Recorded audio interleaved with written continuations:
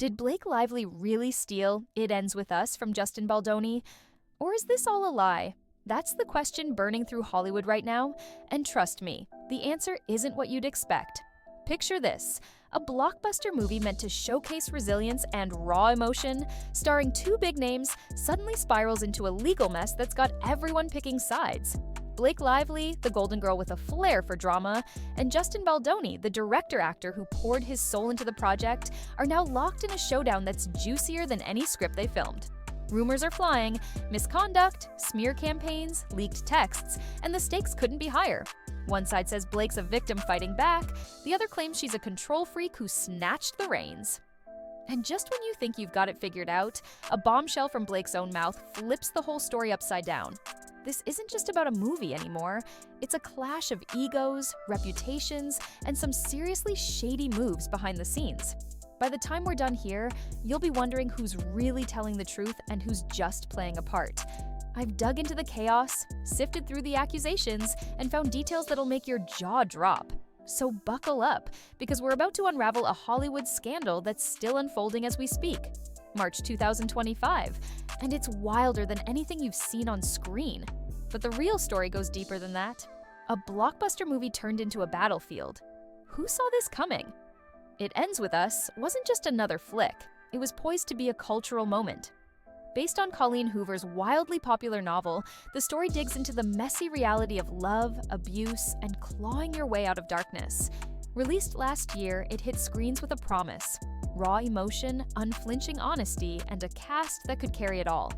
Justin Baldoni, the guy you might remember as the charming Raphael from Jane the Virgin, didn't just sign up to play Ryle Kincaid, the brooding, broken husband.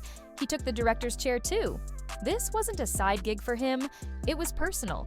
Through his company, Wayfarer Studios, Justin had fought tooth and nail to bring this tale to life, sinking years into crafting a vision that honored the book's fans and its heavy themes. Then there's Blake Lively, Hollywood royalty with a resume stacked with hits like Gossip Girl and The Shallows. As Lily Bloom, she was the heart of the story, a woman wrestling with trauma and chasing redemption. On paper, it's a match made in movie heaven: a director with passion, a star with presence, and a script that could have cut deep. But off-screen, that's where the cracks started showing. Whispers leaked out during filming, tension simmering, creative tussles flaring up, two strong personalities butting heads in ways no one expected. By the time the credits rolled, the chatter wasn't about the film's powerful scenes or its box office haul. It was about the storm brewing between Justin and Blake. What should have been a victory lap for a story about resilience turned into a legal slugfest that's still tearing through headlines as of March 2025. Lawsuits are stacking up like kindling, reputations are teetering on the edge, and the movie's glow is getting drowned out by a flood of accusations and counterattacks. This isn't some petty Hollywood squabble over credits or screen time. It's a full-blown war with stakes so massive, even the savviest insiders are scrambling to keep pace. Justin, a filmmaker who built his career on sincerity and storytelling, now finds himself squaring off against Blake, a powerhouse known for wielding her influence like a finely tuned weapon.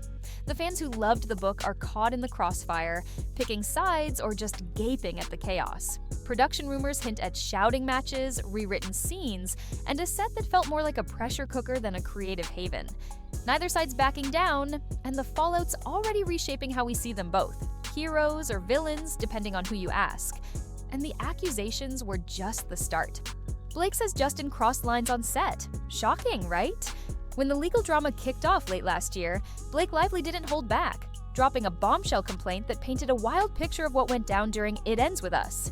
She claimed Justin, her co-star and director, pulled some seriously shady moves while cameras were rolling. According to her, he wasn't just directing, he was veering into territory that made her skin crawl. Blake alleged Justin improvised physical scenes that were never rehearsed or even discussed with her, pushing the film's vibe into something way steamier than the script she'd signed up for. We're talking moments, she says, felt less like acting and more like a boundary violation, stuff that left her reeling. She didn't stop there either. Blake told Sony Pictures, the studio behind the movie, all about it, saying she flagged the discomfort early on. Her team says the response was a promise of safeguards, like tighter rules or an intimacy coordinator, but those fixes either fizzled out or never showed up. Then came the real kicker. Blake accused Justin of hitting back hard when she spoke up. She says he didn't just shrug off her complaints, he launched a full-on retaliation campaign to torch her reputation. Text messages she handed over to the courts supposedly show Justin plotting with his PR crew to crush her, with one chilling line from him allegedly saying they'd make sure she came off as the bad guy. Blake's camp claims this smear job didn't just sting, it tanked her new hair care line, slashing sales by over 50% as the backlash hit.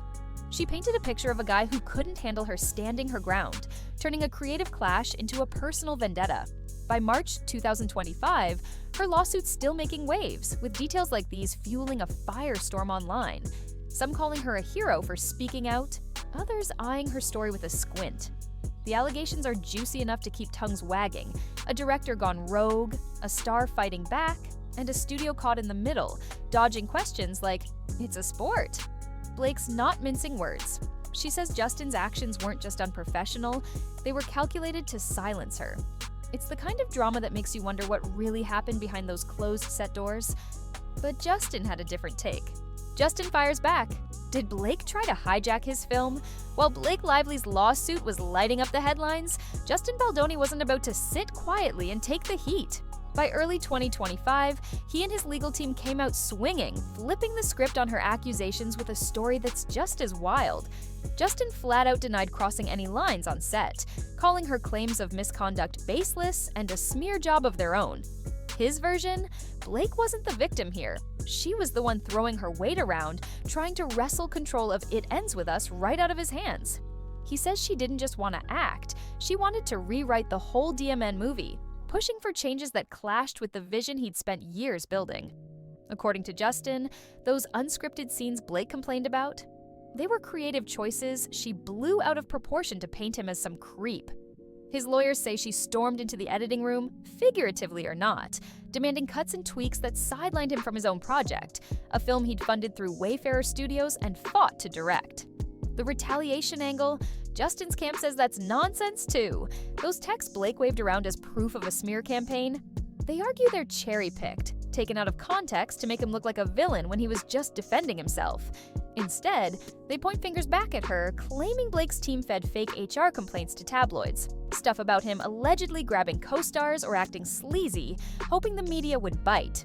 Thing is, outlets like TMZ and the Daily Mail didn't run with it, sniffing out the risk of a defamation mess. Justin's side says this was Blake's desperate play to flip the narrative after fans started questioning her during the press tour. He'd poured his soul into this movie, even battling anxiety from playing such a dark character, only to watch Blake try to claim it as her own. By March 2025, his $250 million lawsuit against the New York Times, tied to an article he says wrecked his rep, shows he's not messing around. Justin's painting himself as the guy who got blindsided, not the bully Blake's making him out to be. It's a bold counter move that's got people rethinking who's really in the wrong here. The evidence started piling up. Text messages and HR leaks? What do they really prove? As the legal brawl between Blake Lively and Justin Baldoni heats up in March 2025, the evidence is where things get downright messy and insanely gripping. Blake's team came out guns blazing, tossing a stack of documents into the ring that they say nailed Justin to the wall. Top of the pile, a string of texts allegedly from Justin to his PR rep, Melissa Nathan, plotting to crush Blake after she raised hell on set. One message supposedly has him drooling over a viral thread that trashed another celeb, saying, "This is what we need," with Nathan chiming in, "We can bury anyone." Blake's camp claims this wasn't just talk. Justin hired social media gurus to flood X with posts making her look like the bad guy, all untraceable back to him. Then there's the HR angle. Leaked complaints, supposedly from Sony's files, hinting at Justin making actresses like Jenny Slate squirm, one even alleging he grabbed her during a scene, brushing it off with a creepy, "I'm hot for my wife, it's fine." Blake says these docs back her up, showing a pattern of Justin's behavior that Sony ignored. But here's where it gets dicey. Justin's crew calls bullshit, saying those texts are twisted, snippets pulled to look sinister when they were really about damage control after Blake's complaints. The HR leaks? They're screaming fake, pointing out how redacted and sketchy they look, with no big outlet touching them for fear of getting sued. Justin's side flipped the script, claiming Blake's people shopped those complaints to tabloids like TMZ and the New York Post, only to get ghosted when the stories didn't hold water. They've got their own ammo too. Emails from Jenny Slate praising Justin post-filming, glowing about how supportive he was. Hardly the words of someone he'd wronged. And that New York Times piece he's suing over? Justin says it was a hit job, rushed out with barely 12 hours for him to respond, tanking his career overnight, dropped by his agency, awards yanked, the works. Blake's team counters with a text from her to a producer, calling Justin a creep and begging Sony to step in, but the studio's playing dumb, denying any HR mess ever crossed their desk. It's a tangle of half-truths and hot accusations, with both sides swearing they've got the smoking gun. By March 2025, the courts are still sorting it, and fans are left picking through the wreckage, wondering who's bluffing. People couldn't stop talking about it. Candace Owens calls Blake out. Did she hit the nail on the head? By March 2025, the Blake Lively Justin Baldoni saga had exploded into a full-blown circus, and the public couldn't get enough.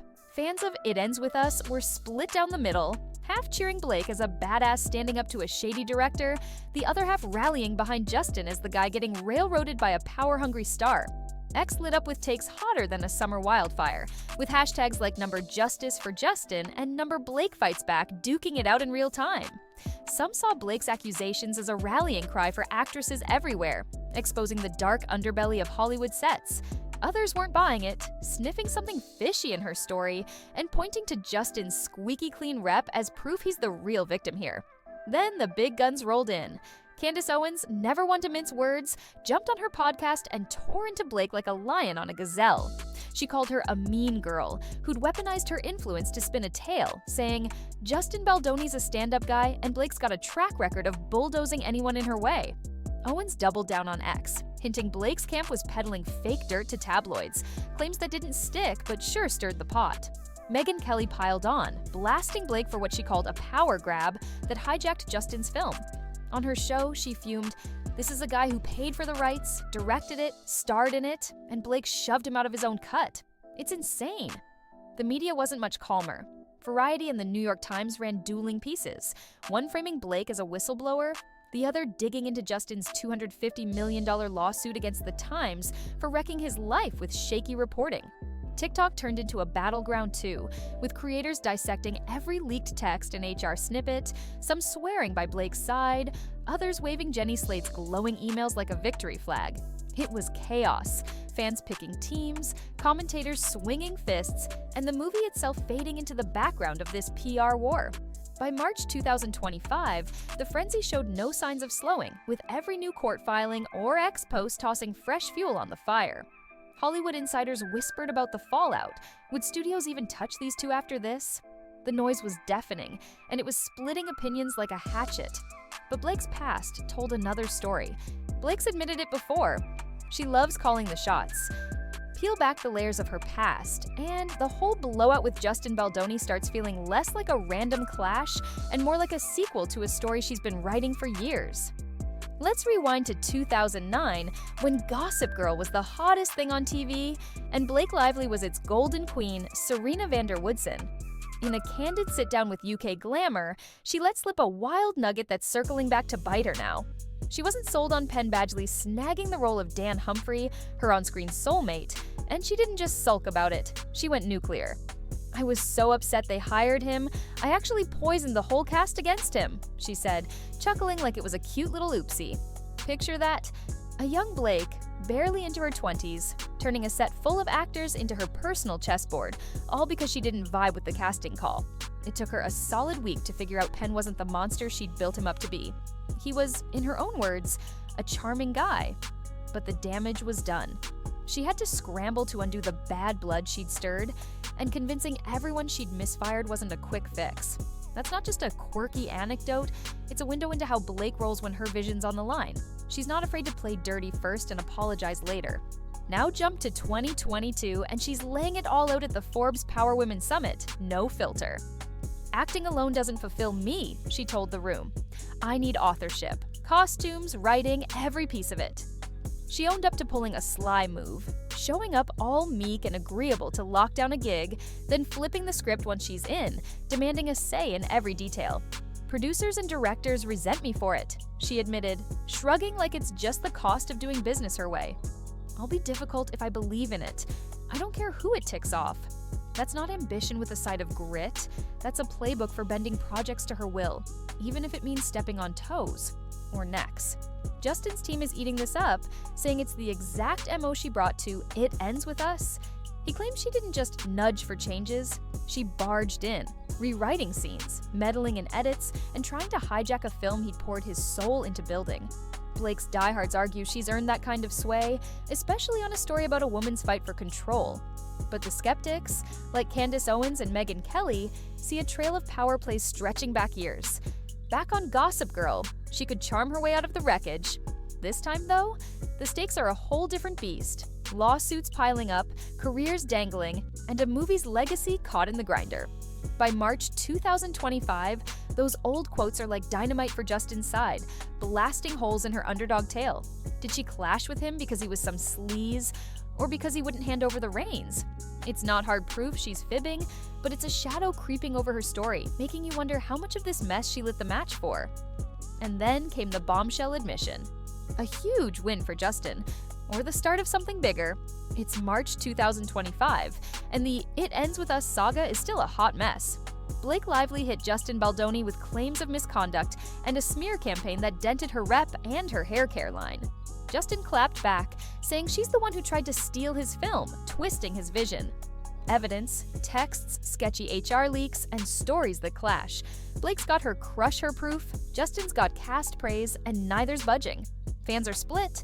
Some back Blake as a fighter, others see Justin as the wronged guy, with Candace Owens and Megyn Kelly loudly in his corner. Blake's past, stirring trouble on Gossip Girl and flexing control, adds fuel, especially that 2022 Forbes line about needing to run the show. Justin's team calls it a slam dunk. Blake's say it's just her grind. Courts haven't settled it, so no one's won yet. But here's the twist. This fight's far from done. Justin's $250 million lawsuit against the New York Times could flip everything. Or Blake's accusations might stick. Someone's career's on the line. The movie? A hit overshadowed by this slugfest. Crazy thing is, it's a story about breaking free, yet they're both choking on control. Who's the real bad guy? Or are they just too deep in the game? Tell me what you think below. This one's wild.